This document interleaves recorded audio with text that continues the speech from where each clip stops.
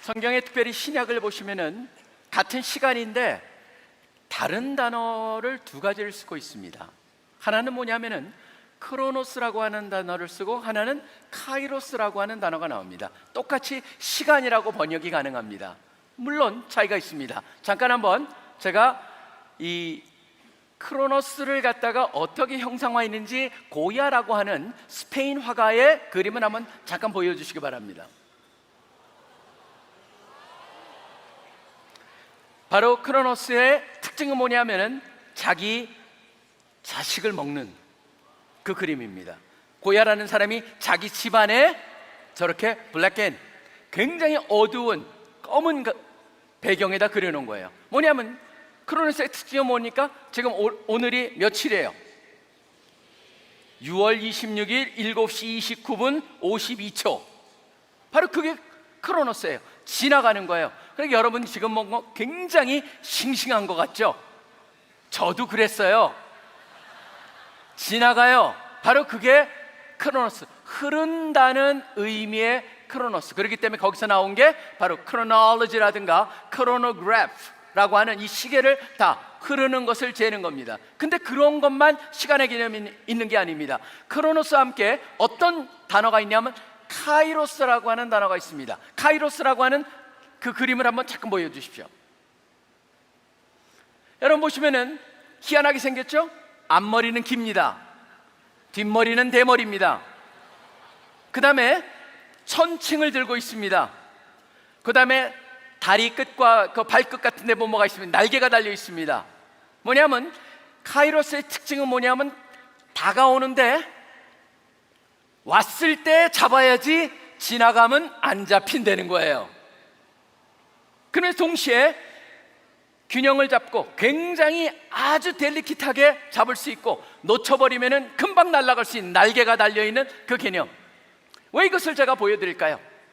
전 여러분이 아셔야 될 게 뭐냐면은 많은 사람들이 이렇게 얘기합니다. 인생이 불행한 것은 짧아서가 아니다. 너무나 중요한 것을 나중에 깨닫기 때문이다. 톨스토이는 인생이란 무엇이라는 책에서 이렇게 말합니다.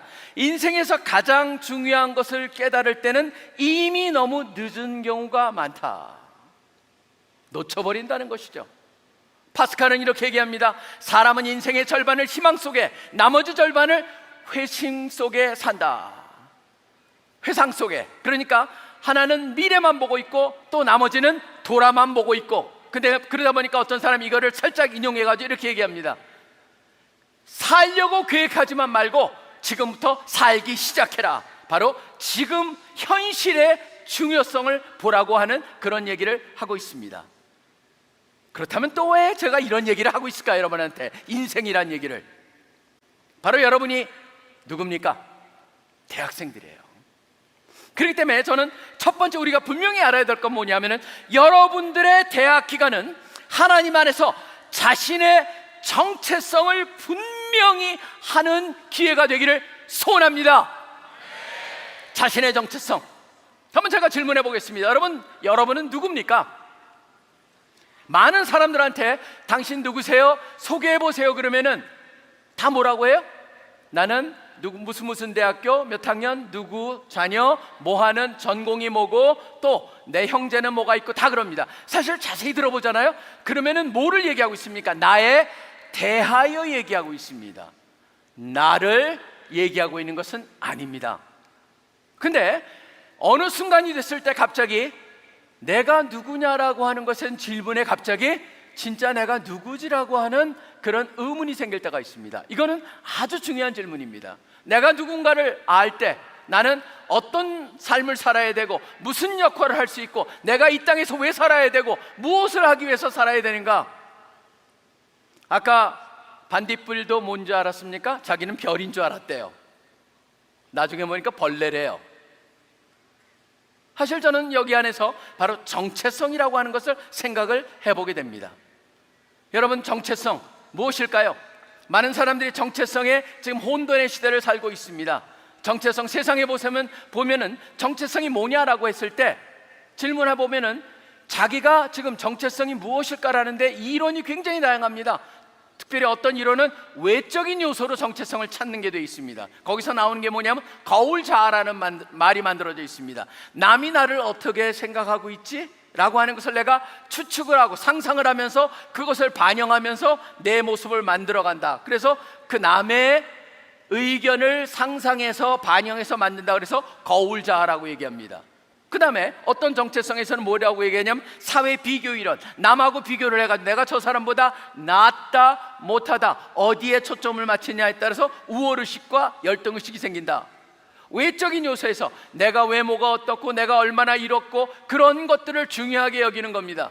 어떤 사람은 내적인 영역에서 정체성을 찾아야 된다. 그러면서 내적인 게 어떻게 느끼느냐, 자신의 느낌, 감정이 정체성에서 굉장히 중요한 역할을 한다라고 얘기합니다. 또 칼 로저스 같은 사람은 무슨 얘기를 했냐면 자기 내면을 들여다봐야 된다. 그리고 거기서 찾아내야 된다. 자기가 어떤 존재인가를, 무언가를 찾아가는 여정 속에서 정체성이 발견하는 것이다라고 얘기합니다. 하나는 외적인 것이고 하나는 내적인 것이고, 감정과 찾아가는 것, 그것만 있는 게 아닙니다. 어떤 사람은 이 두 개를 다 던져버립니다. 속현대주의에 있는 그런 사람, 특별히 이제 미셸 푸코 같은 사람은 이렇게 얘기합니다. 정체성은 외적인 것에서 발견되는 것도 아니고 내적인 것에서 찾는 것도 아니다. 네가 만드는 거다라고 얘기하고 있습니다. 이 사람은 이렇게 얘기합니다. 사회적 틀 속에서 수동적으로 찾는 것이 정체성이 아니다. 스스로 질문하고 선택하며 실천 속에서 새롭게 구성해가는 것이다. 그게 바로 정체성이다라고 얘기합니다. 근데 외적인 거나 내적인 거나 자기가 만들거나 다 뭡니까? 다 뭐냐면 여러분들 공통점이 뭡니까? 변한다는 거예요. 정체성이요. 근데 정체성은 변하는 걸까요? 여러분, 정체성은 변해서는 안 되는 겁니다.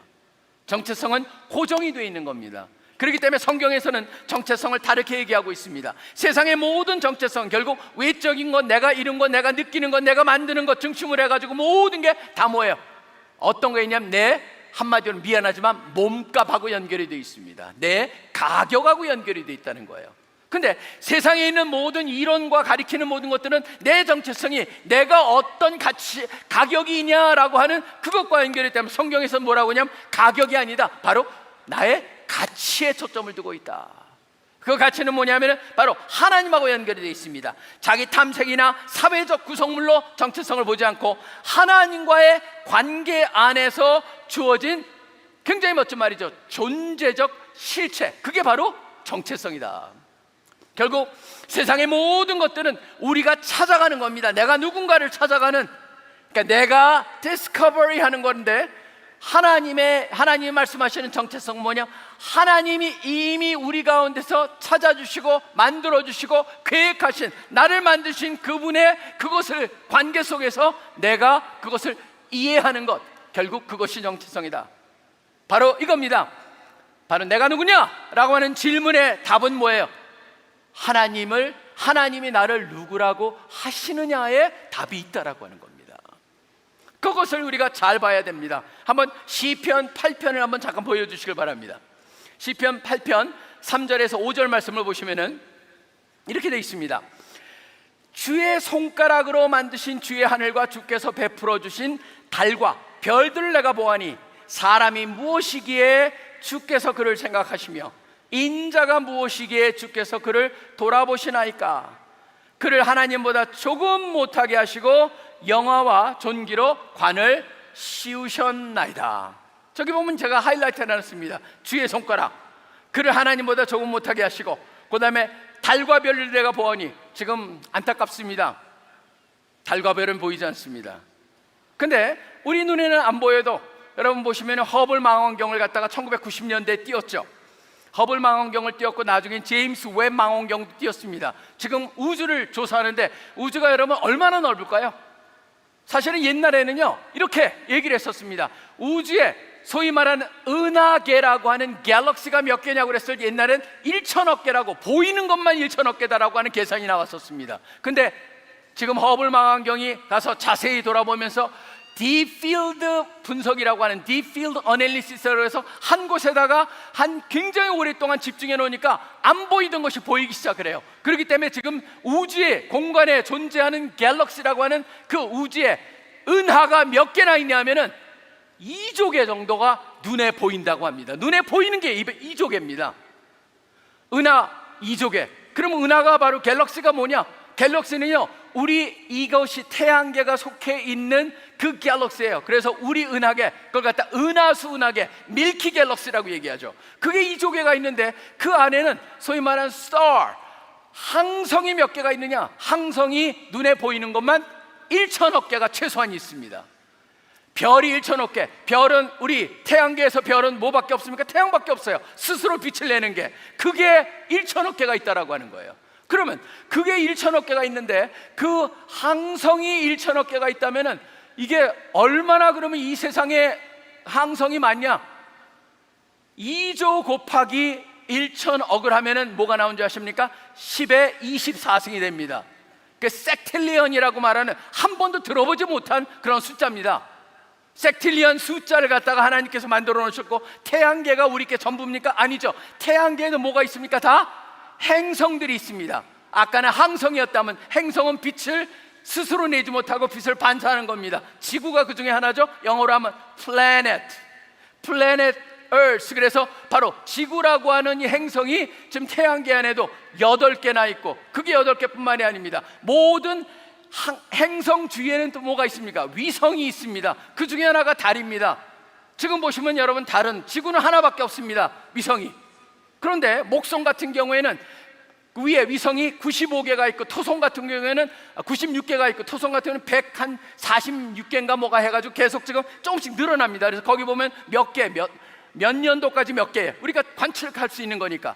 사실 제가 이 말씀 왜 드리냐면요, 우주를 보면은 저는 우주만 보더라도 이게 우연히 만들어졌다? 폭발해가지고 이렇게 됐다?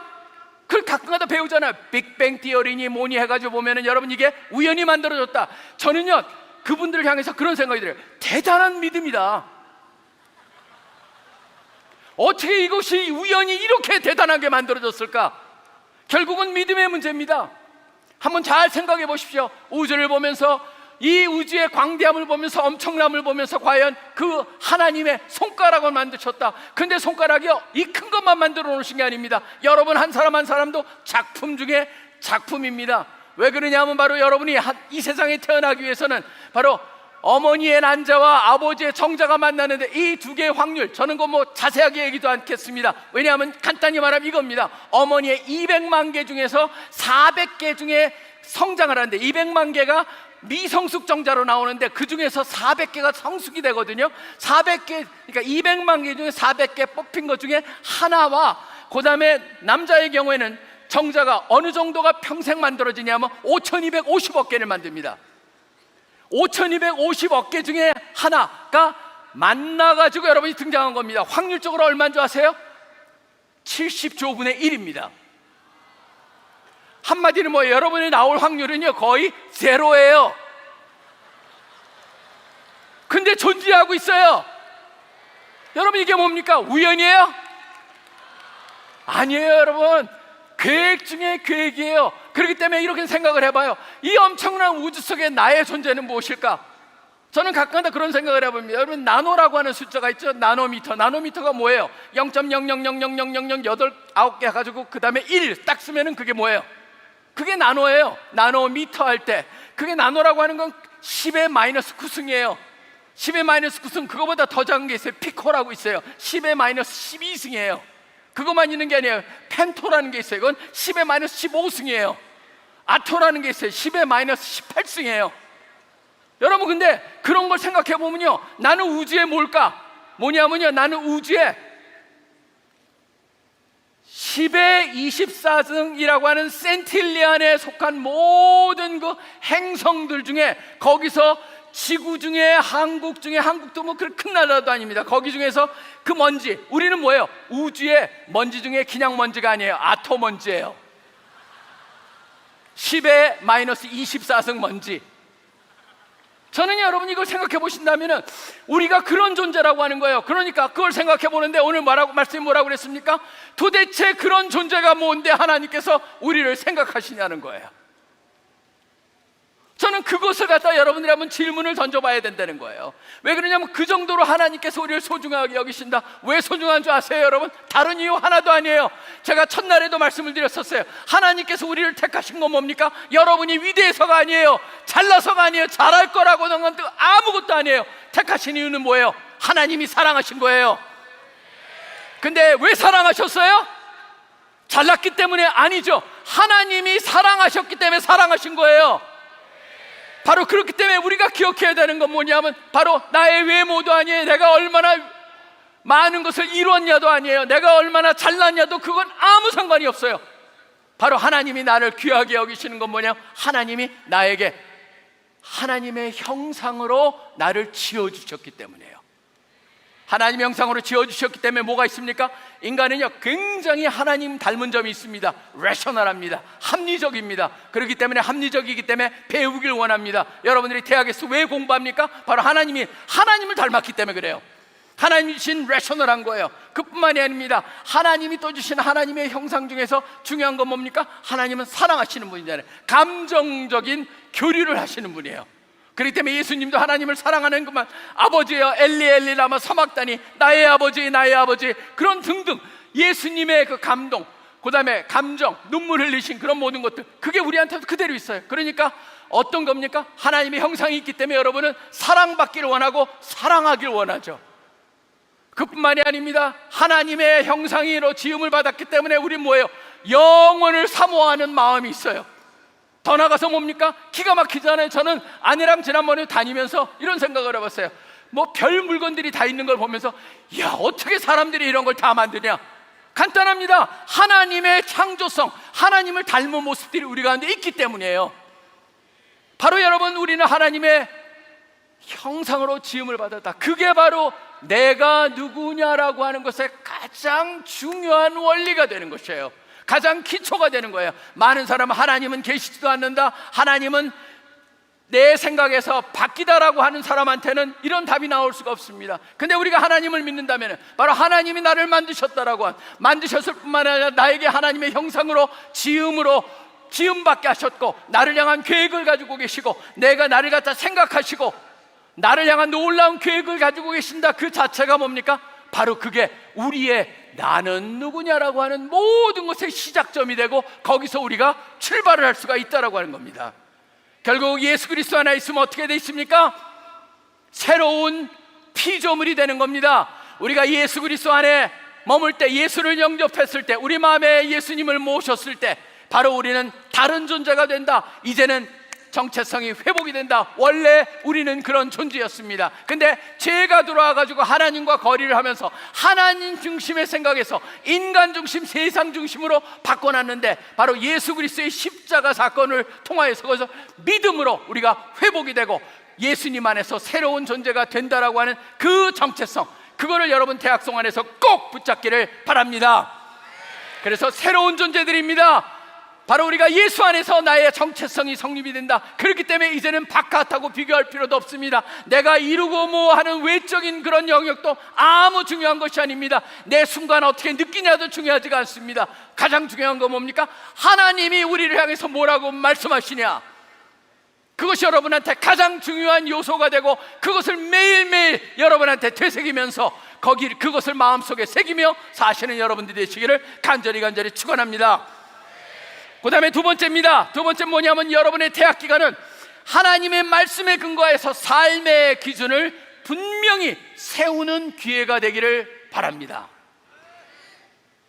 자, 한번 제가 질문을 던져보겠습니다.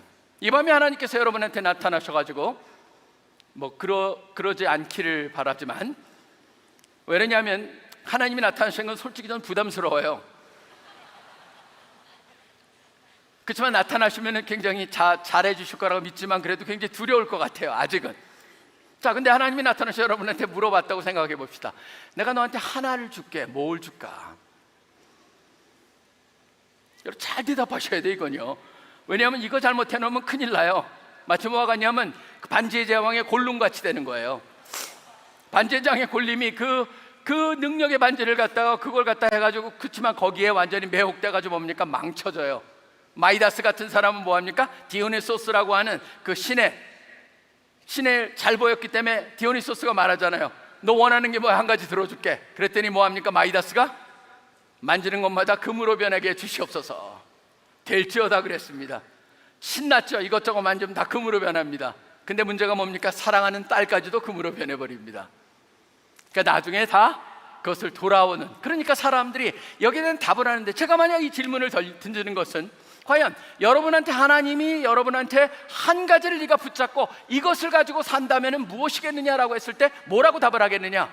한번 우리 구절을 한번 찾아주시기 바랍니다. 제가 열왕기상 3장 5절, 9절, 12절, 13절을 부탁을 했습니다. 저기 보십시오. 여호와께서 솔로몬의 꿈에 나타나시니라. 하나님이 이르시되 내가 내게 무엇을 주고 너는 구하라 그랬습니다. 그러니까 솔로몬이 뭐라고 대답합니까? 누가 주의 이 많은 백성을 재판할 수 있사오리이까? 듣는 마음을 종에게 주사 주의 백성을 재판하여 선악을 분별하게 하옵소서. 오직 송사를 듣고 분별하는 지혜를 구하였으니, 내가, 하나님께서 말씀하신 겁니다. 내가 네 말대로 하여 네게 지혜롭고 총명한 마음을 주노니 네 앞에도 너와 같은 자가 없었거니와 네 뒤에도 너와 같은 자가 일어남이 없으리라. 내가 또 네가 구하지 아니한 부귀와 영화도 네게 주노니 네 평생의 왕들 중에 너 같은 자가 없을 것이다 라고 얘기합니다. 뭘 구했어요? 지혜를 구했어요. 여러분, 이게 저는 여러분들이 한번 잘 고민해 보셔야 될 영역입니다. 무엇이 인생을 살아가는데 가장 중요할 것인가? 세상에서도 이런 게 있습니다. 소위 말한 DIKW 피라미드라는 게 있습니다. 그건 뭐냐면 모든 것을 알아가는 데서 가장 기초적인 밑에 있는 게 데이터, 거기서 나온 D입니다. 데이터의 사람들이 뽑아냅니다. 뭘 뽑아냅니까? 인포메이션을 뽑아냅니다. 그래서 D에서 I를 뽑고, I에서 인포메이션에서 지식을 뽑는다. 그래서 knowledge가 그 위에 있고, knowledge에서 뭐가 나냐면 wisdom이 나오기 때문에 가장 높은 곳에 wisdom이 있습니다. DIKW 피라미드라고 얘기합니다. 가장 그만큼 wisdom이 중요하다. 근데 질문은 이거예요. 여러분, wisdom이 중요한 건 알겠는데 그 wisdom은 어디서 구하겠냐는 거예요. 정답일까요? 챗GPT에 물어본다. 여러분, 우리가 우리 삶에 있어서 정답을 갖다가 구하기 위해서 챗GPT한테 물어보면 될까요? 위즈덤도 답을 할까요? 성경에서는 분명히 말하고 있습니다. 위즈덤은 바로 어디서 나오는지를 얘기합니다. 또한 성경 구절을 띄워주시기를 바랍니다. 시편 1편 이렇게 되어 있습니다. 복 있는 사람은 악인들의 죄를 따르지 아니하며 죄인들의 길에 서지 아니하며 오만한 자들의 자리에 앉지 아니하고 오직 여호와의 율법을 즐거워하며 그의 율법을 주야로 묵상하는도다. 그는 시냇가에 심은 나무가 철을 따라 열매를 맺으며 그 잎사귀가 마르지 함 같으니 그가 하는 모든 일이 다 형통하리로다. 악인들은 그렇지 아니하며 오직 바람에 나는 겨와 같도다. 참, 이 말씀은 제가 생각하면 할수록 여러분 보시면은 구약 전체에 세 부분으로 사실 구약을 나눌 수가 있습니다. 모세오경이란과 그 다음에 예언서라고 하는 것과 나머지를 갖다가 이제 그 지혜문학이라고 하는 그런 굉장히 중요한 부분들이 있는데, 지혜문학의 시작이 시편이고 시편의 시작이 바로 이 구절입니다. 뭐냐면 지혜의 근원이 어디 있느냐? 하나님의 말씀에 있다라고 하는 것을 분명히 하고 있습니다.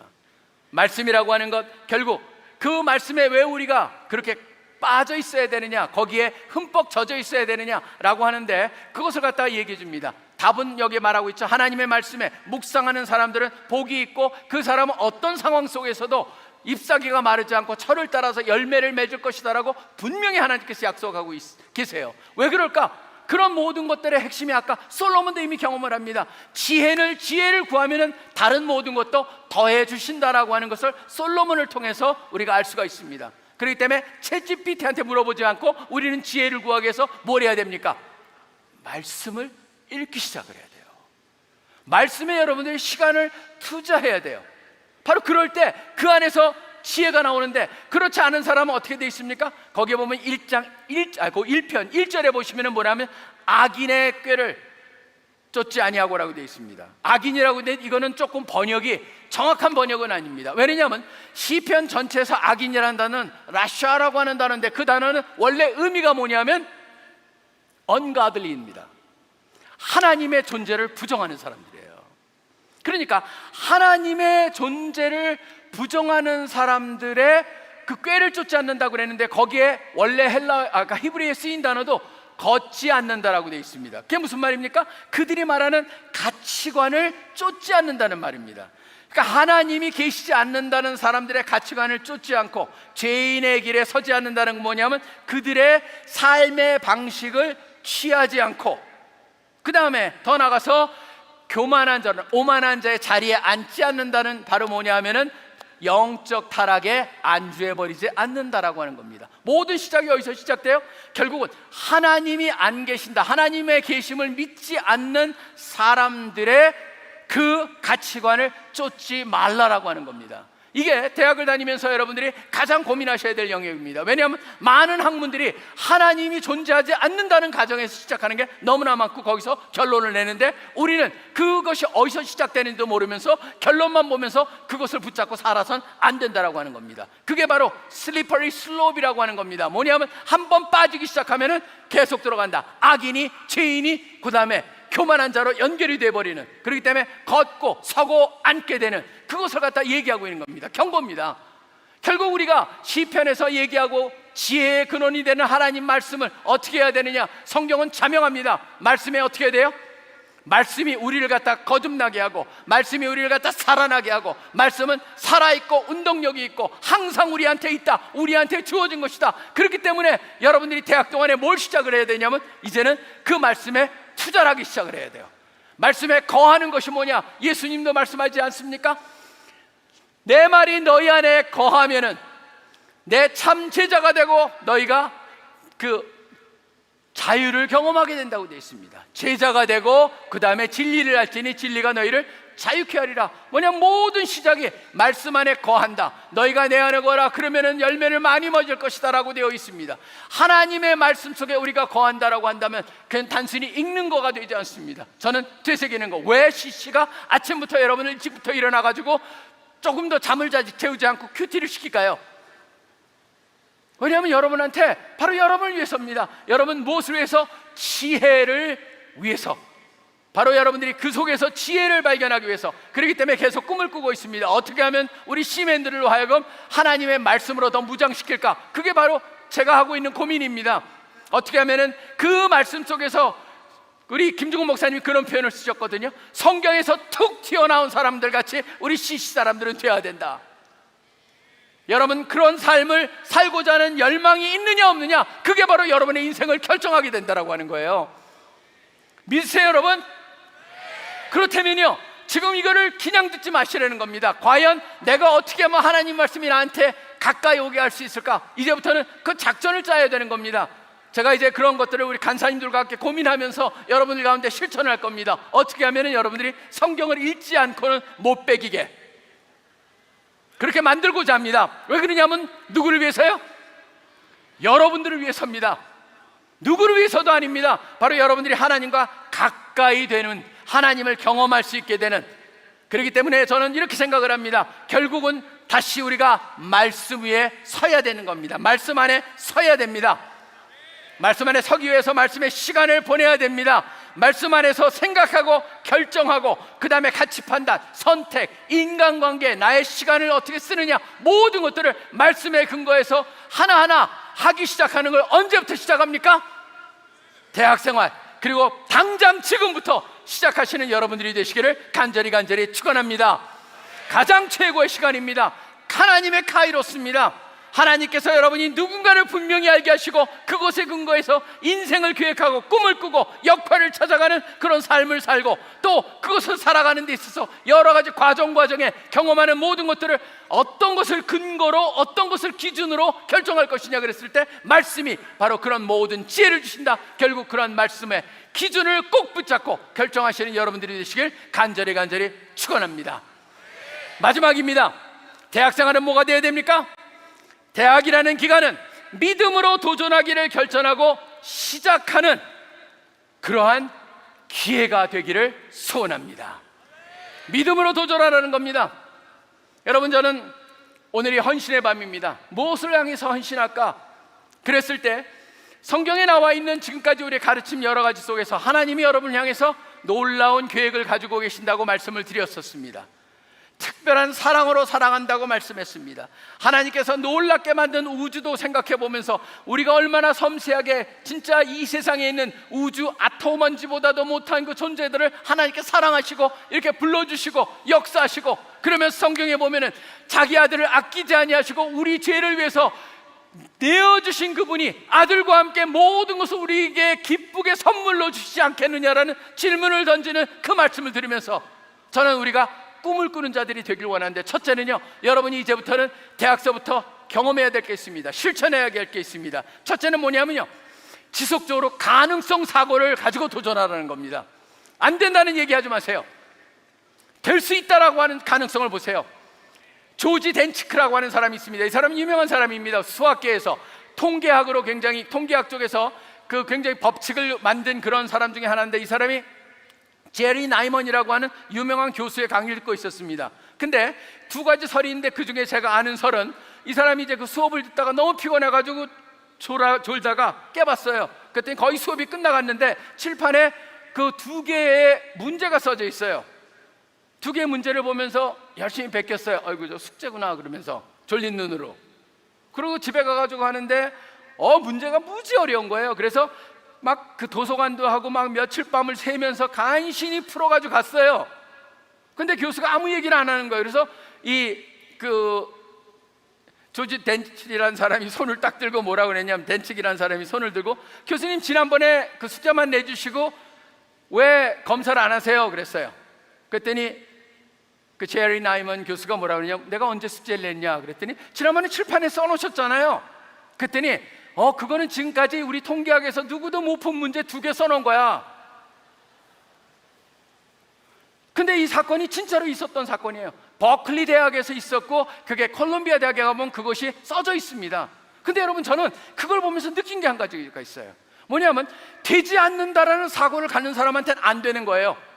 만약 이 조지 덴치라고 하는 사람이 만약 안 된다라고 하는 얘기를 들었다면은, 이 사람은, 덴치기라는 사람은 절대 그 문제를 풀지 못했을 겁니다. 근데 숙제라고 믿었어요. 풀린다고 생각을 했어요. 그러다 보니까 이 사람이 풀어버렸어요. 저는 여러분들이 하나님 안에서 가능성 사고를 가져야 된다는 겁니다. 가능성 사고를 가지고 도전하시는 여러분 되시기를 바랍니다. 그리고 그러한 하나님을 어떻게 해요? 두 번째는 기대하는 삶을 가지고 살아야 됩니다. 누구나 기대하는 것만큼 얻는다고 제가 첫 번째 시작하면서 말씀을 드렸었습니다. 기대라는 단어는 엄청난 단어입니다. 왜 그러냐면은, 기대할 때 뭐가 생기는지 아세요? 우리 가운데 특별한 일이 생깁니다. 무라카미 가조라고는 일본의 유명한 노벨상 후보로 계속 언급되는 그런 유전학 교수가 있습니다. 무라카미 가조라는 사람이 거기에 보면 성공하는 DNA, 실패하는 DNA라는 책을 쓰는데 그 안에 얘기합니다. 이 사람은 후성 유전학을 연구하는 사람입니다. 근데 그 안에 핵심적인 내용이 이겁니다. 인간은 어느 누구나 99.9% 거의 100% 가까이 똑같은 유전자를 가지고 있다. 근데 차이가 있고, 천재와 그렇지 않은 사람의 차이는 뭐냐면은, 성공하는 사람과 그렇지 않은 사람의 사이는 어떤 특정한 유전자들이 발현이 됐느냐 아니냐의 차이다. 근데 어떤 사람한테 발현이 되는 줄 아세요? 어떤 사람한테 이게 마치 스위치가 꺼져 있다 켜지는 줄 아세요? 감사하는 사람, 긍정적인 사고를 갖고 사는 사람, 그 다음에 이 사람의 말함, 이 사람은 기독교인이 아니에요. 기도하는 사람, 그 다음에 남을 위해서 살고자 하는 사람, 그럴 때 그게 켜진다는 거예요.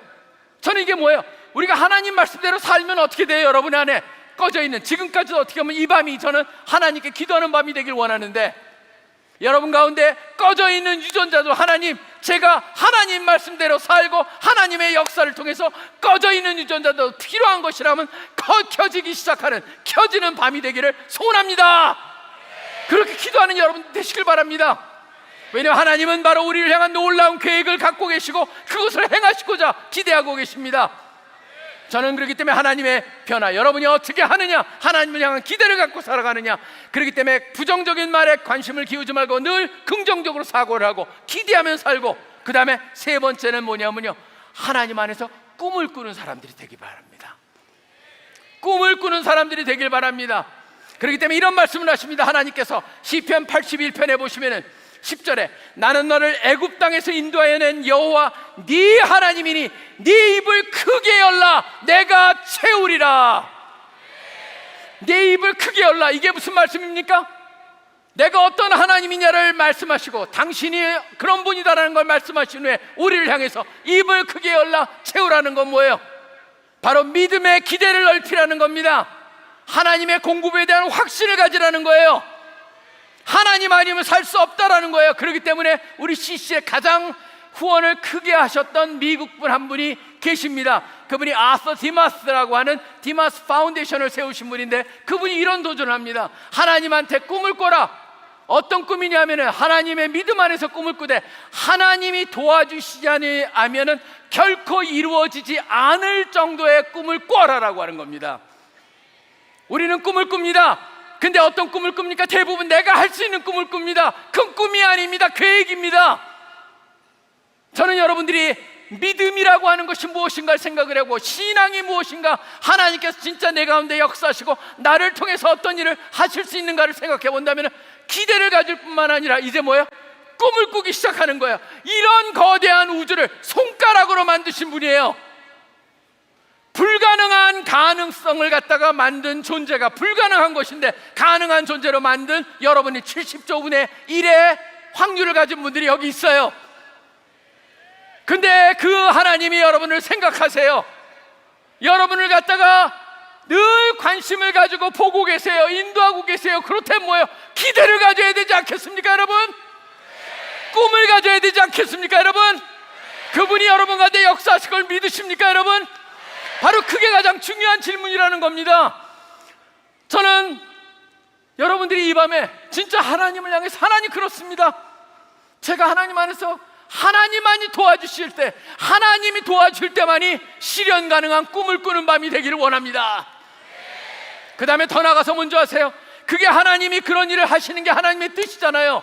하나님의 뜻이 어떻게 이루어지는지 아세요? 이거를 가장 잘 보여주는 데가 이사야서 62장이에요 여러분 나중에 꼭 찾아보세요. 왜냐하면 가슴을 뜨겁게 하는 겁니다. 왜냐하면 이사야서 62장 같은 경우는 하나님께서 예루살렘을 회복시킨다, 그 다음에 그 무너진 이스라엘을 회복시킨다는 약속을 하시면서 62장 시작에서 하나님이 시작하시면서 이런 말씀하세요. 내가 그게 완성될 때까지 나는 쉬지 않을 거야. 뭐냐면 계속 움직인다라고 하는 표현이 나옵니다. 하나님은 계속 움직이지 않을, 그러니까 쉬지 않을 거야 라는 표현이 나오고 6절과 7절을 나중에 꼭 적어주셨다가 한번 보시기 바랍니다. 거기 보면 이런 말씀이 나옵니다. 6절과 7절에 보시면은 하나님을 쉬지 못하게 하라라고 되어 있습니다. 여러분 그거는요 너무 대단한 거예요. 왜냐하면 62장에서 바로 6절에서 뭐가 냐면 하나님께서 내가 기도의 파수꾼을 세웠다, 그들로 하여금 쉬지 못하게 했다. 왜 그러냐면 완성될 때까지. 아까 그 시작에서는 내가 하나님의 움직임이 계속적으로 그냥 그게 완성될 때까지 나는 계속 분주할 것이다 라고 하는 그런 말씀을 하신 그분께서 뭐라고 그러냐면 너희는 이제 마음속에서 계속적으로 하나님을 향해서 그런 꿈을 꾸는, 그 다음에 그것을 위해서 계속적으로 기도하는 사람이 돼 그걸 세우겠다 그러는데, 그 기도하는 사람이 어떤 기도를 드리길 원하냐면 하나님의 마음도 그렇게 가만히 차분하게 있지 못하게 계속적으로 움직여라라고 하는 거예요. 저는 이걸 뭘 말하냐면 여러분이 그만큼 간절하게 하나님께 부르짖고 하나님의 보호자를 움직이는 기도가 바로 이런 기도를 말하는 겁니다. 뭐냐면 구하세요. 안 돼요? 안 되면은 되게 해달라고 말씀하세요. 구하고 또 구하세요. 그러면은 뭡니까? 하나님이 들어주신다라고 하는 그 가능성, 그 약속을 갖다 주시는 게 바로 이런 말씀이에요. 여러분 지금 현실에 포로가 돼서 곤란합니다. 믿는 사람은 현실에 포로가 될 수가 없습니다. 왜 그러냐면 이 우주를 창조하시고 이 우주의 주인 되신 그분이 여러분을 향해서 놀라운 계획 하나하나를 가지고 있는데 어떻게 이 현실에 안주하면서 그곳에 포로로 살고 초라하게 있을 수 있겠습니까 여러분? 저는 여러분이 현실과 타협하고 현실에 안주하는 그거를 갖다가 거기에 오늘 이 시간부터 끊고 이제는 나는 현실을 뛰어넘어서 하나님을 보고 내가 하나님이 나를 선택하신 분이고 새 것으로 만들어주신 분이고 그 다음에 하나님의 말씀을 붙잡고 살아가면서 이제 하나님 안에서 꿈을 꾸면서 도전하는 그런 삶을 살겠다 헌신하는 그 밤이 되기를 간절히 소원합니다 여러분. 이 밤이 헌신의 밤입니다. 저는 늘 그런 생각을 해봅니다. 천국이 그렇게 좋은 곳이라면 하나님을 영접하는 순간, 하나님의 백성이 되는 순간 왜 우리를 갖다가 저 위로 데려가시지 여기에 놔두느냐? 왜 그럴까요? 이 땅에서의 우리의 역할이 있기 때문이에요. 저는 그걸 우리가 깨달아야 돼요. 이 땅에서의 역할이 무엇이냐? 이곳저곳에 나와 있는 게 있습니다. 너희는 먼저 그의 나라와 그의 의를 구하라. 그리하면 이 모든 것을 너에게 더하시리라. 우리는 어떤 존재입니까? 계속적으로 말씀을 드렸습니다. 우리는 그가 만드신 바라 선한 일을 위하여 지으심은 받은 자들이라. 무엇을 하든지 마음을 다하여 주께 하듯 하고 사람에게 하듯 하지 말라. 너희는 주 그리스도를 섬기느니라 말씀하시고, 너희는 너희 자신의 것이 아니라 값으로 산 것이 되었으니 그런즉 너희 몸으로 하나님께 영광을 돌리라. 너희 가운데 착한 일을 시작하시니가 그리스도 예수의 날까지 이루실 줄을 우리가 확신하노라. 여러분, 저는 이런 말 들으면 어떤 사람 부담 느껴요. 하나님 믿고 따르겠다고 하고 하나님께 헌신하면 진짜 재미없는 인생 사는 거 아니에요? 여러분, 실질적으로 한번 해보고 그런 말 하세요. 진짜 재미없는지. 사실은 제가 늘 깨닫는 건 뭐냐면, 어떤 사람이 말합니다. 예수님 믿으면 진짜 교회 다니면 너무 재미없게 사는 거 아니에요? 그럼 제가 하는 말은, 제대로 된 교회에서 제대로 신앙생활 해봐. 진짜 재미없는 것인가? 우리 여기 간사님들, 순장님들, 그 다음에 섬기는 모든 분들이 재미없게 살까요? 전혀 아니에요. 너무너무 재밌게 살아요. 때로는 저렇게 재밌게 살아도 되나라고 할 정도로 재밌게 살아요. 저는 그게요, 하나님을 아는, 하나님이 우리한테 기뻐하시는 건 뭐예요? 하나님이 그런 것이 필요하기 때문에 우리에게 달라고 그러는 걸까요? 그걸 나한테 주라고 그랬을까요? 우리가 두 번째 날에 말씀입니다. 향유 담긴 옥합을 깨가지고 그 여인처럼 부으라고 그랬을 때 하나님이 그게 필요하셔서 우리에게 향유 담긴 옥합을 드리라고 그랬을까요? 아니잖아요. 하나님은 그게 필요가 없는 거예요. 그렇지만 그거를 드렸을 때 뭡니까? 우리 모든 삶의 우선순위가 제자리를 찾게 되는 거예요. 제자리를 찾을 때만이 하나님의 계획과 이게 아구가 맞기 시작을 하는 거예요. 그렇지 않으면 하나님의 계획과 우리 계획, 이게 매번 이렇게 돼요. 우리가 제자리를 찾을 때 하나님의 계획과 우리의 모든 것이 맞기 시작을 하는 거예요. 그래야만 여러분의 인생에 다른 인생이 시작이 돼요. 저는 이 밤이 바로 그런 시작을 하는 밤이 되기를 소원합니다. 이 가운데 아직도, 아까 제가 새 친구반을 갔었습니다. 거기에 갔더니 아직도 마음이 지금 경계에 있는 분들이 있는 것 같아요. 여기서 갈까 저기로 갈까. 근데 제가 말씀을 드렸어요. 한번 시작해봐라. 그러고 나서 판단해봐라. 그러고 나서 뭔가 아니라고 생각하면 나를 갖다 재판을 걸든가 그래라. 나한테 이제 질문하자, 만나자, 내가 식사 사주면서 내가 얘기해주겠다. 진짜 그런 생각이 듭니다. 왜냐하면 저는 도전을 드리길 원해요. 아직도 온전히 예수 그리스도를 만나지 않고 영접하지 않은 분들이 이 가운데 한 사람이라도 있다면 저는 이 밤에 하나님 앞에 한번 드려보시기를 소원합니다. 그래서 이곳을 그냥 떠나기를 여러분들이 거부하시고 붙잡고 마치 철저하게 뭐예요? 하나님을 쉬지 못하게 하는 것처럼, 하나님, 나 그냥 안 떠날래요. 그런 밤이 되기를 소원합니다. 아직 안 믿은 분이 있다면 저는 그분들한테 먼저 기회를 드리길 원합니다. 그런 분들이 있다면, 하나님, 제가 한번 믿어보겠습니다. 지금까지 아직도 결정을 안 했지만 제가 지금 이 순간부터 시작해보겠습니다 라고 하는 분은 다시 한번 기회를 드립니다. 앞으로 나오십시오.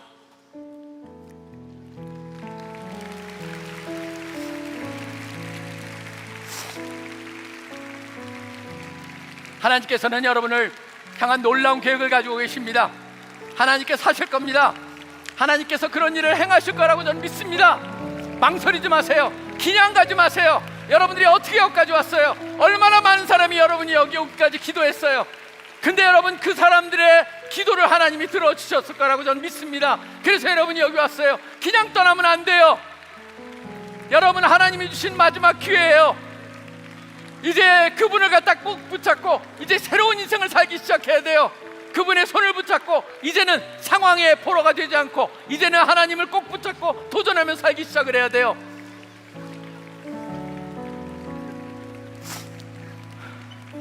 하나님께서는 여러분들에게 지금 말씀하고 계세요. 여러분 한 사람 한 사람을 어떤 삶을 살길 원하느냐라고 하는 질문을 하고 계세요. 전 이 세상을 보면서도 우리 새 친구 반을 받고 아까 오후에는 또 로이스 우리 간사 지원자들의 가능성 있는 사람들한테 갔었습니다. 우리 그분들하고 같이 나눴던 건 뭡니까? 이 세상을 보면 얼마나 많은 사람들이 지금 소망 없이 살고 가고 있습니까?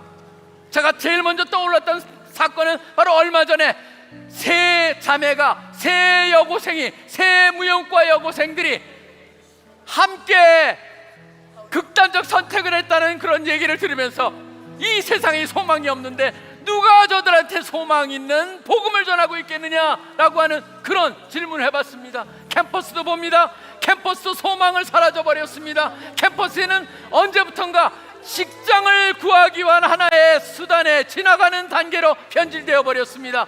그 속에서 우리 대학생들에게 소망을 잃어버린 불안 세대들을 향하여서 하나님의 말씀으로 다시 서게 할 사람들이 누구겠느냐? 그러면서 간사로 초청을 했습니다.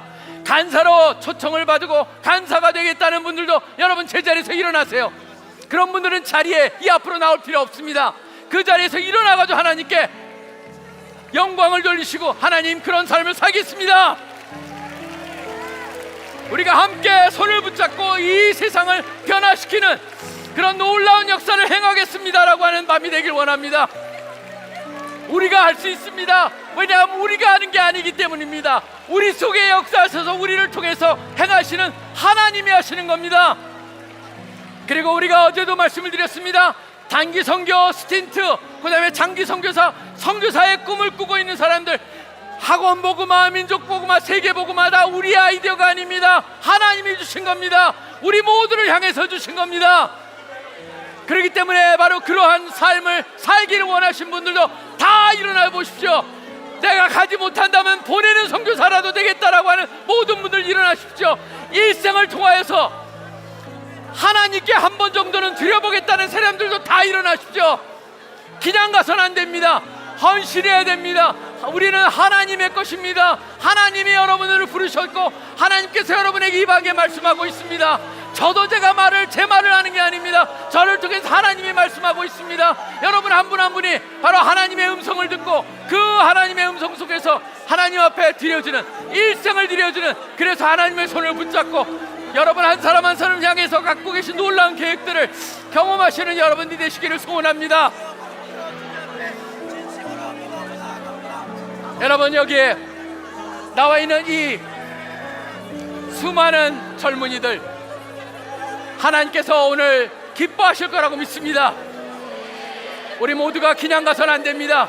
한번 그분을 향해서 주여, 오늘 한번 먼저 주여를 우리가 크게 3번 외쳐보면서, 그러고 나서 우리를 갖다 구원해 주시고 우리를 헌신케 하여 주신 그 하나님, 우리의 헌신을 기뻐 받으시는 하나님, 우리에게 꿈을 주시는 하나님, 비전을 주시는 하나님을 향해서 주여 3번 외치고 나서 감사의 기도를 먼저 시작하겠습니다. 자, 기도하겠습니다. 주여, 주여,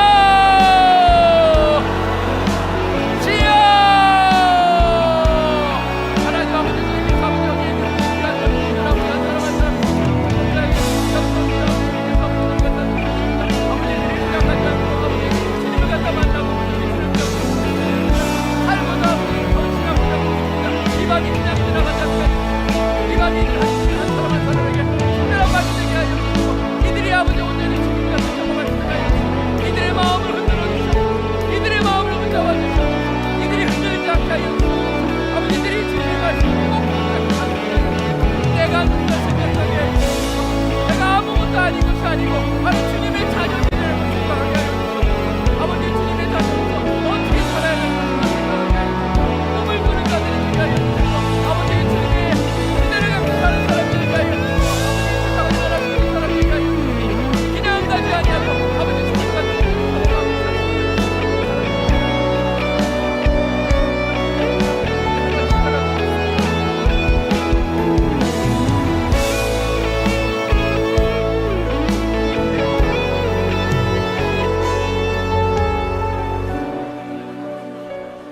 자, 우리 연속해서 기도합시다. 이 밤 특별한 밤입니다. 여러분들의 입을 통해서 들려지는 그 모든 음성이 우리 각 사람은 다른 사람한테 들리지 않습니다. 섞여가지고 무슨 소리인지도 모릅니다. 그렇지만 하나님은 들으십니다. 그렇기 때문에 그 하나님을 향해서 여러분들이 헌신을 하되, 특별히 우리가 새롭게 영접한 형제들, 또 우리 CC에 들어온 지도 얼마 안 되는 형제들, 저는 우리 CC 공동체에 주신 특별한 비전이 있습니다. 바로 캠퍼스 복음화, 민족 복음화, 세계 복음화, 바로 그것에서 우리가 부름을 받은 자들입니다. 그렇기 때문에 우리 그것이 나의 비전이 되게 하여 주시고, 내가 거기에 역할을 하게 하여 주시고, 내 일생을 통하여서 단 한 번이라도 선교의 영역 속에 내가 꼭 단기 선교라도 한 번 가고 스틴터도 가보고, 그 다음에 기회가 주어진다면 선교에 보내는 선교사라도 되겠다라고 하는 선교에 대한 마음, 또 통일을 주신다면 통일을 섬기겠다라고 하는 그런 마음을 하나님 앞에 드리는 밤이 되길 원합니다. 여러분의 원함이 그렇다면 우리가 한번 주여 한번 외치고 여러분의 마음을 선교와 통일에 초점을 맞춰서 드리시길 바랍니다. 기도하겠습니다. 주여.